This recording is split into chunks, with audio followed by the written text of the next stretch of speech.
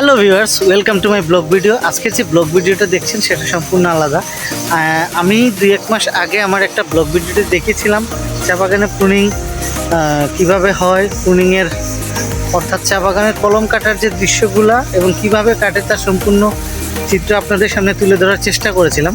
আজকের যে ব্লগ ভিডিওটি দেখছেন সেটা হচ্ছে চা বাগানের শুরুর দিকে যে পাতা চয়ন অর্থাৎ পাতা চয়নের যে শুভ উদ্বোধনটা হয়, সেই পাতা চয়নের শুভ উদ্বোধনটাই আপনাদের সামনে তুলে ধরার চেষ্টা করব। সো ভিডিওর সাথেই থাকুন। পাতা চয়ন অনুষ্ঠান উপলক্ষে স্টেজ ব্যানার সম্পূর্ণরূপে খুব সুন্দরভাবে সাজানো ছিল এবং আজকের যে পাতা চয়নের অনুষ্ঠানটি দেখতে পাচ্ছেন সেটা হচ্ছে মালনীছড়া চা বাগানের। এই পাতা চয়ন অনুষ্ঠানের শুভ উদ্বোধন করবেন এই চা বাগানের মালিক দানবীর ডক্টর সৈয়দ রাগিব আলী স্যার। এই পাতা চয়ন অনুষ্ঠানের অন্যতম আকর্ষণ ছিল গাছের পাতা এবং বাঁশ দিয়ে সাজানো এই গেট। এই গেটের সামনে চা শ্রমিকরা খুব সুন্দরভাবে সারিবদ্ধ হয়ে দাঁড়িয়েছিল তাদের মালিককে স্বাগতম জানাবে বলে। অবশেষে এই চা বাগানের মালিক তথা দানবীর ডক্টর সৈয়দ রাগিব আলী স্যারের আগমন ঘটল।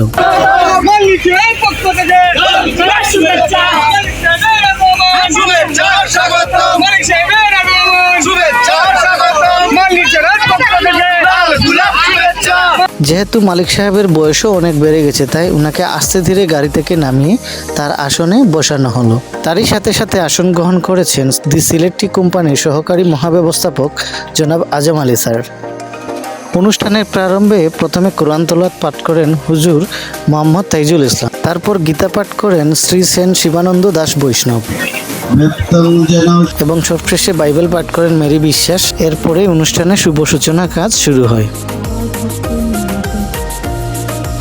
এই পাতা চয়ন অনুষ্ঠানে চা শ্রমিকরা ছাড়াও উপস্থিত ছিলেন মালনীছড়া চা বাগানের সকল স্টাফবৃন্দ।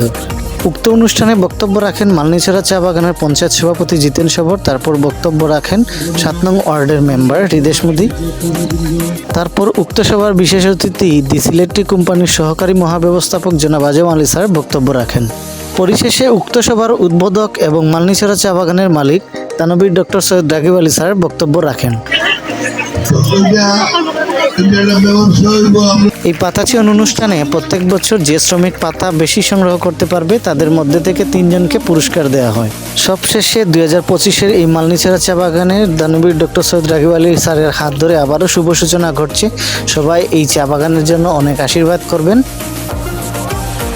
তো ভিউয়ার্স, কেমন লাগলো মালনীছড়া চা বাগানের পাতা চয়নের অনুষ্ঠানের ভিডিওটি অবশ্যই কমেন্ট বক্সে জানাবেন এবং দেখা হবে আবারও অন্য কোনো ভিডিওতে। সেই পর্যন্ত সবাই ভালো থাকবেন, সুস্থ থাকবেন। ধন্যবাদ।